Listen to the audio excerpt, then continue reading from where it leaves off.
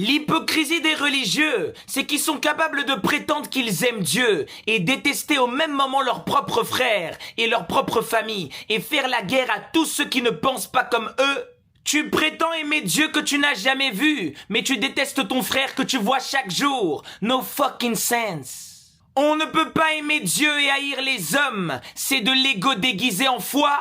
La divinité n'est ni chrétienne, ni musulmane, ni juive, elle est au-delà de tous les concepts. Dieu n'est pas une idéologie, Dieu n'est pas une idée contre une autre. Il faut arrêter les bêtises. La divinité primordiale est amour, unité, intelligence vivante. Dès que tu as de la haine, tu en es séparé. Jésus était catégorique. Celui qui dit qu'il aime Dieu et est son frère est un menteur. 1 Jean 4:20. La haine coupe immédiatement toute connexion au divin, toute.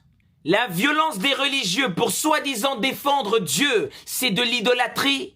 Quand tu utilises Dieu pour exclure, dominer, attaquer, juger, tu ne sers pas Dieu, tu sers une projection mentale.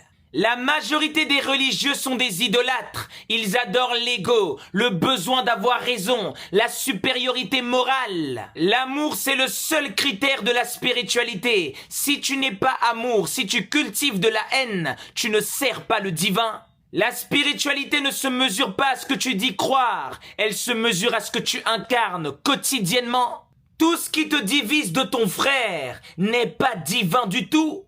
La divinité se reconnaît dans la paix et l'amour que tu diffuses every day. Dieu est dans ton état vibratoire. Il est dans la prière que tu incarnes chaque jour quand tu es en harmonie avec les lois du cosmos. On ne peut pas servir l'amour en cultivant la division. On ne peut pas prêcher la lumière en vivant dans la haine. Beaucoup de religieux sont au service de faux dieux, mais ils ne s'en rendent même pas compte.